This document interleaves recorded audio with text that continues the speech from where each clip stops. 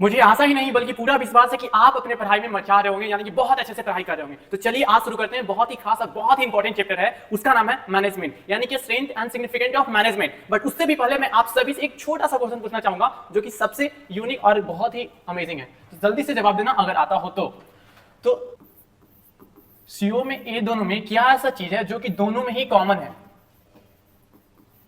जल्दी से आता है तो कमेंट सेक्शन में बताइए, ये दोनों में ऐसा क्या चीज है कि दोनों में ही कॉमन है। बट एक चीज मैं हिंट देना चाहूंगा, पेरेंट जो होता है ये अपने परिवार को मैनेज करता है और सीईओ जो होता है पूरा कंपनी को मैनेज करता है। तो दोनों में कॉमन क्या हो सकता है? चलिए मैं बताता हूं। दोनों में एक चीज कॉमन है और वो सबसे इंपॉर्टेंट है, और इस चैप्टर का भी नाम है मैनेजमेंट। मैनेजमेंट एक ऐसा चीज है जो दोनों में ही कॉमन है, दोनों को काम ही होता है मैनेज करना। हमारे पेरेंट्स का भी काम होता है पूरे परिवार को मैनेज करना, और सीईओ का भी काम होता है पूरे कंपनी को मैनेज करना। Now let's begin the chapter.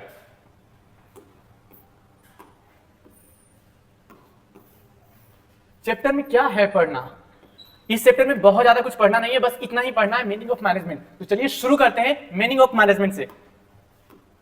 आखिर मीनिंग ऑफ मैनेजमेंट होता क्या है? तो इस चीज को थोड़ा सा आसान तरीके से मैं बताता हूं। पहले यहां पे देख लेते हैं, arts of getting things done from others.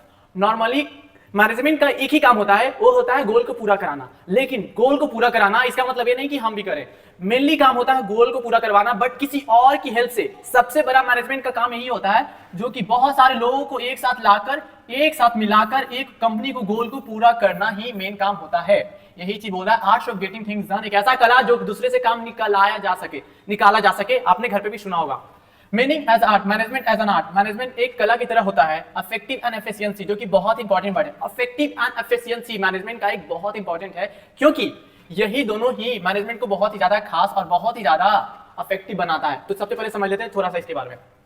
Affective, जो अफेक्टिव होता है वो डायरेक्टली रिलेटेड होता है टाइम से, और जो एफिशिएंस होता है वो डायरेक्टली रिलेटेड होता है कॉस्ट से। कहने का मतलब यह है कि अफेक्टिव मतलब कोई भी काम को दम ऑन द टाइम पूरा होना चाहिए, तो होना चाहिए on the time complete, what ever the cost, जो भी कॉस्ट आए उसको चिंता नहीं करना, यानी कि इसमें कॉस्ट हमेशा ज्यादा आता है क्योंकि इसको टाइम पे पूरा करना है, इसलिए पहला। दूसरा चीज कॉस्ट की बात करते हैं, यानी कि एफिशिएंसी पे बात करते हैं। एफिशिएंसी में होता है टाइम थोड़ा ज्यादा लग जाए लेकिन कॉस्ट हमेशा कम लगे, उतना ही कॉस्ट में ज्यादा से ज्यादा काम हो सके। इसका मेनली कॉस्ट से होता है, मे भी टाइम इसमें ज्यादा लग जाए लेकिन कॉस्ट हमेशा कम लगे। टाइम हमेशा मे भी ज्यादा लग जाए लेकिन कॉस्ट हमेशा कम लगे, इस बात का ध्यान दिया जाता है। यानी कि कहने का मतलब है जो भी रिसोर्सेस होता है कंपनी में, उसका अच्छे से यूटिलाइज करना ही मेनली इसका काम होता है कॉस्ट का। नाउ आगे बढ़ते हैं, इसका मेन ऑब्जेक्टिव क्या होता है थोड़ा सा और देख लेते हैं इसको। सेम चीज है जैसे कि मैंने बताया था, इफेक्टिव एंड एफिशिएंसी बहुत इंपॉर्टेंट है, इसमें भी वही है। इफेक्टिव का मतलब टाइम से रिलेटेड, एफिशिएंसी मतलब कॉस्ट से रिलेटेड है। जो भी रिसोर्सेज कंपनी के पास है, बिजनेस के पास है, उसको ज्यादा से ज्यादा यूटिलाइज करके कम से कम कॉस्ट में उसी काम को कर देना ही efficiently, that is called efficient, यानी कि कॉस्ट इफेक्टिव वे में। फिर उसके बाद मैनेजमेंट एज एन आर्ट। जो आर्ट है इसका मतलब different technique use by the manager and fair a punishment and reward benefits, यानी कि मैनेजर जो होता है वो कई तरह की टेक्निक यूज करता है वो अपने हिसाब से। जैसे कि अगर मान लो कि आप मैनेजर हो तो आपको जो भी लगे वो आप करोगे, क्योंकि आपको बस क्या करना है, वो मैनेजर का डिफरेंट टेक्निक यूज करके आपको एक एफिशिएंसी को इंक्रीज करना है, यानी कि कॉस्ट को कम करना है। एफिशिएंसी इंक्रीज मतलब कॉस्ट कम।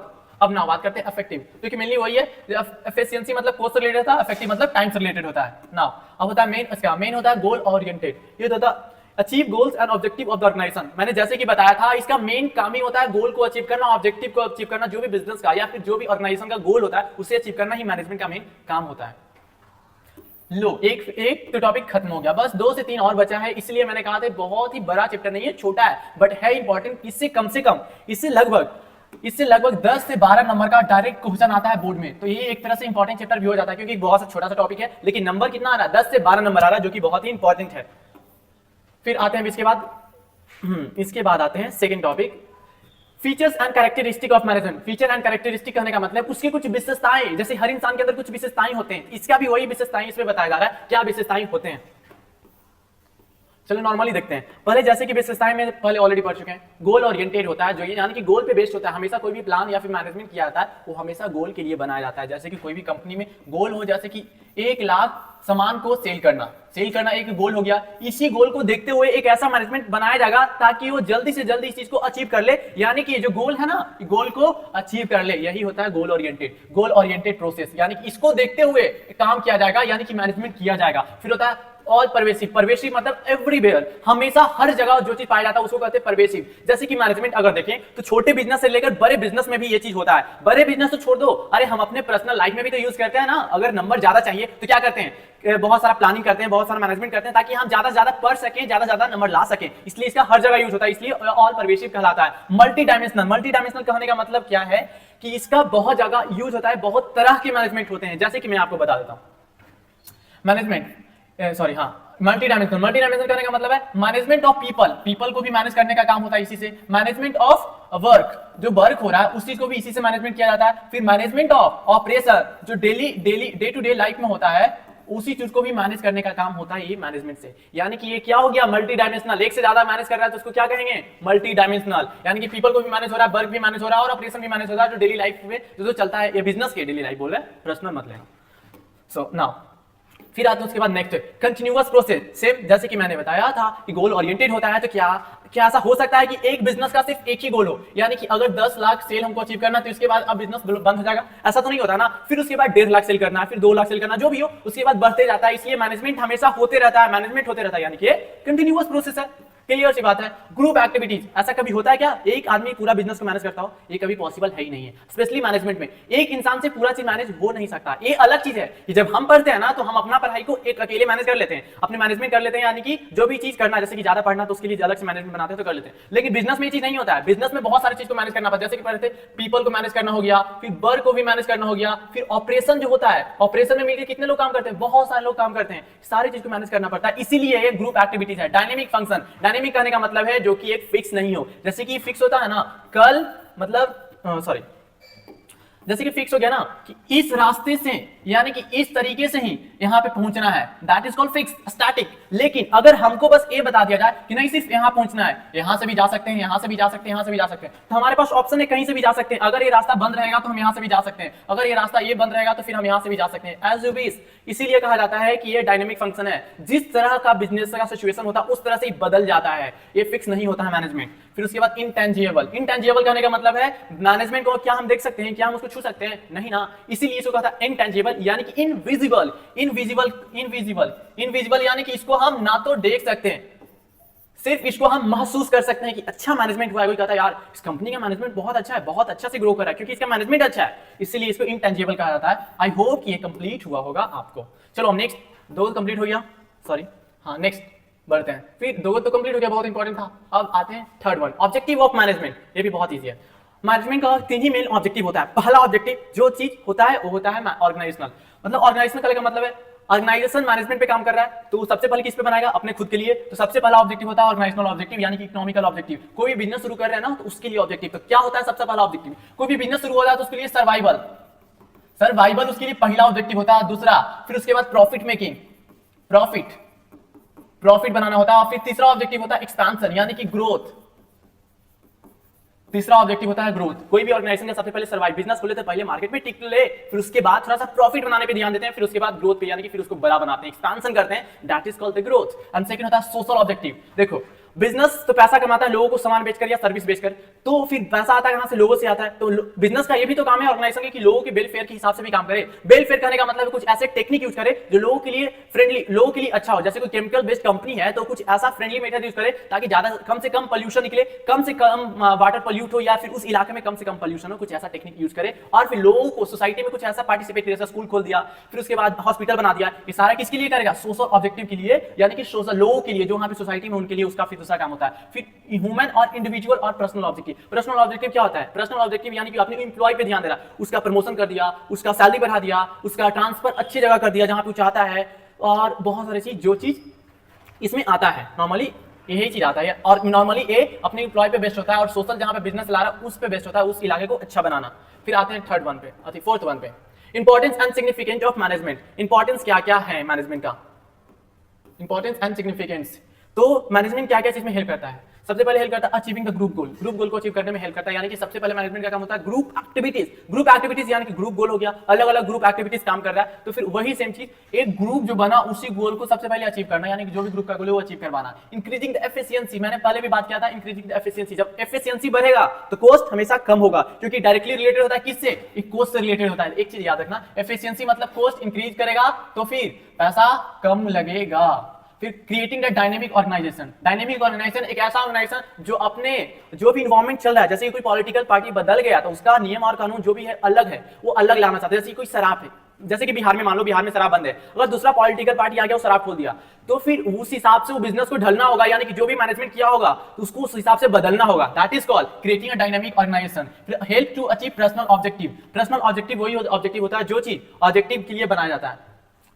फिर उसके बाद help in development of society, यानी कि इसका काम सिर्फ ऑर्गेनाइजेशन को हेल्प नहीं करना होता है, बल्कि सोसाइटी में भी जो भी चल रहा है बिजनेस उसको सिर्फ हेल्प करते हुए अपने सोसाइटी जो भी वहां पे उसको भी हेल्प करके आगे बढ़ाना काम होता है। यानी कि कहने का मतलब एक सिंपल वर्ड में कहें तो सिर्फ ऑर्गेनाइजेशन अपने लिए काम नहीं करेगा, बल्कि जो भी वहां पे सोसाइटी है उसको भी बढ़ाने का काम करेगा। इसका ये भी एक रोल होता है और मैनेजमेंट में होना चाहिए।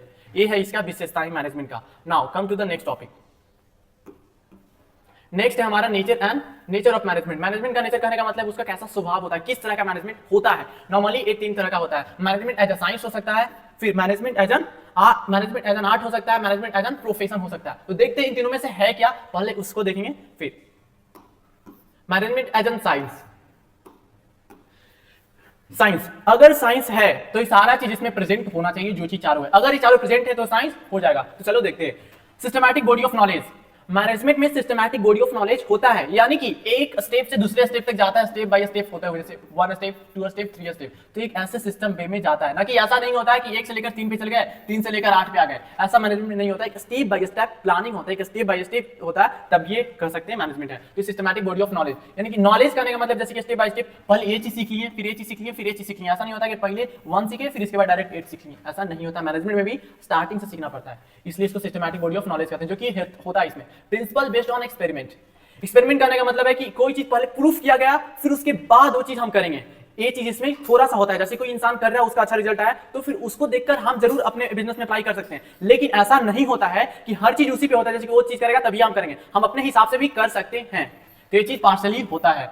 यूनिवर्सल वैलिडिटी, यानी कि अगर कोई चीज यूनिवर्सल वैलिडिटी का मतलब हर जगह सेम रिजल्ट, जैसे कि यहां से अगर सेव नीचे गिरा तो फिर हर जगह ही नीचे गिरेगा, अगर यहां हो तो भी नीचे गिरेगा, यहां हो तो भी नीचे गिर रहा है। लेकिन इसमें ऐसा नहीं होता। मैनेजमेंट लोगों पे किया जाता है, उसके बिहेवियर पे किया जाता है। तो इससे हम कह सकते हैं कि मैनेजमेंट हर जगह सेम रिजल्ट नहीं देता है, लोगों का बिहेवियर अलग अलग होता है। फिर उसके बाद कंक्लूजन, इन एग्जैक्ट या सोशल साइंस कर सकते हैं, यानी कि साइंस पूरी तरह से नहीं है, सोशल साइंस या सेमी साइंस कर सकते हैं इसको। तो ये तो साइंस पूरी तरह से नहीं हुआ। अब नेक्स्ट आते हैं management as an art.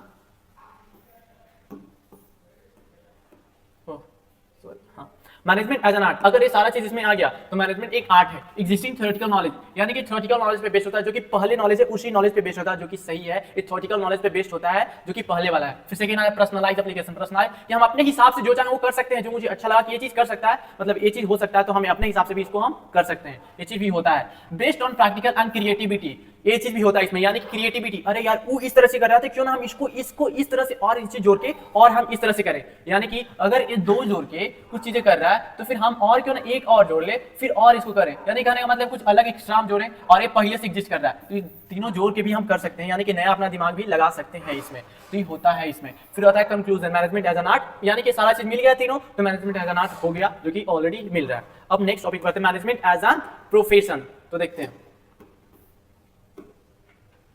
Management as an profession, same इसमें भी है।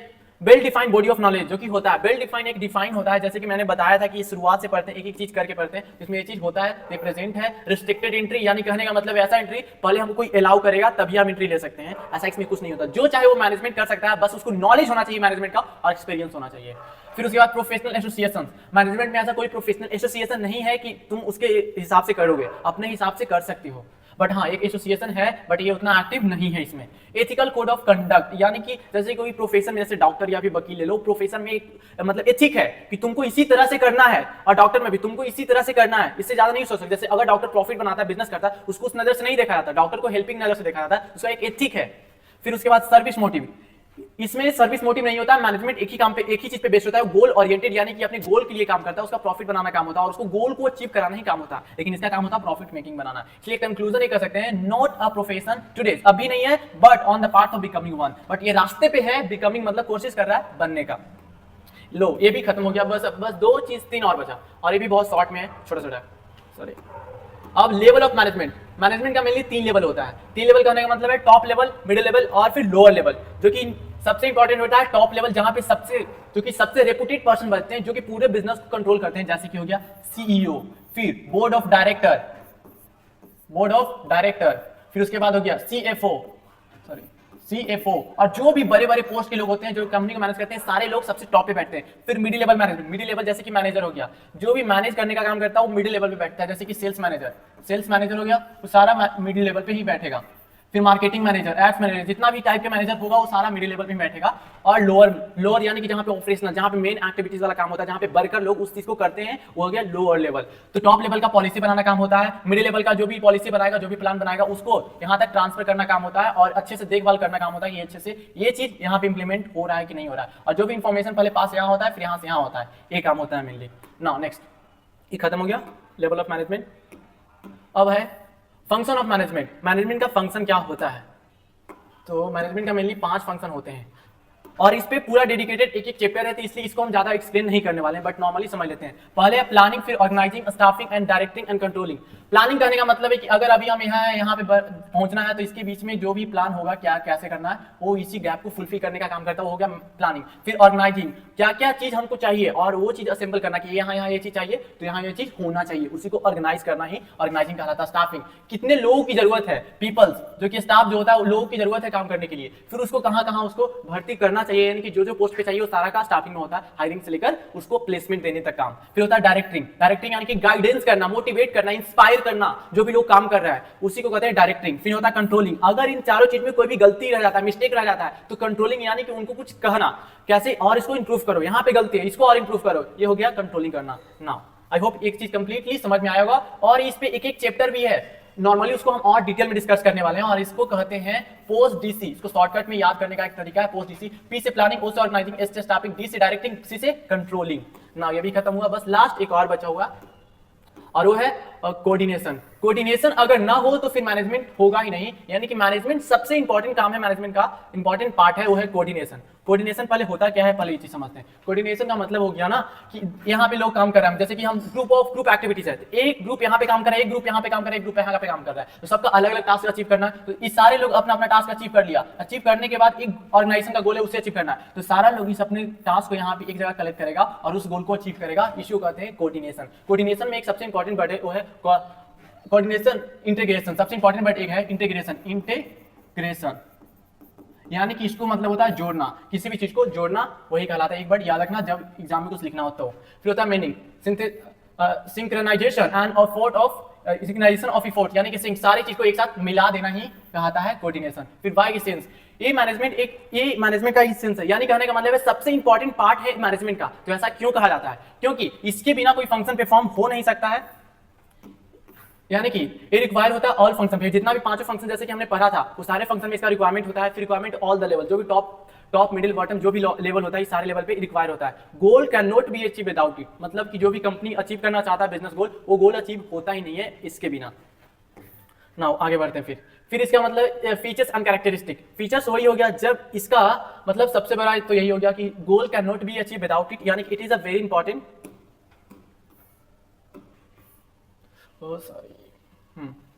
ये पूरे ग्रुप एफर्ट को एक साथ करता है। First feature and continuous process, जैसे कि मैनेजमेंट खत्म नहीं होता तो ये भी खत्म नहीं होता, क्योंकि ये मैनेजमेंट का एक पार्ट है। फिर उसके बाद होता है परवेसिव मतलब हर जगह होता है, जैसे कि लेवल सारे लेवल पे था, फिर उसके बाद सारे फंक्शन पे था, यानी कि जो भी 5 फंक्शन परफॉर्म होता वहां पे भी था। रिस्पांसिबिलिटी ऑफ ऑल मैनेजर, इस सारा काम होता है एक मैनेजर को रिस्पांसिबल, मतलब कोऑर्डिनेशन करना किसका काम होता है? मैनेजर का। डेलिब्रेट द फंक्शन, यानी कि उसी को और अच्छे से करना और उसी को आगे बढ़ाना। इतना ही था मैनेजमेंट, और ये हो गया टोटली पूरी तरह से खत्म, जो कि टोटल लगभग ये पूरा 10 से 12 नंबर का था, वो चीज कंप्लीट हुआ। अब मिलते हैं नेक्स्ट वीडियो में।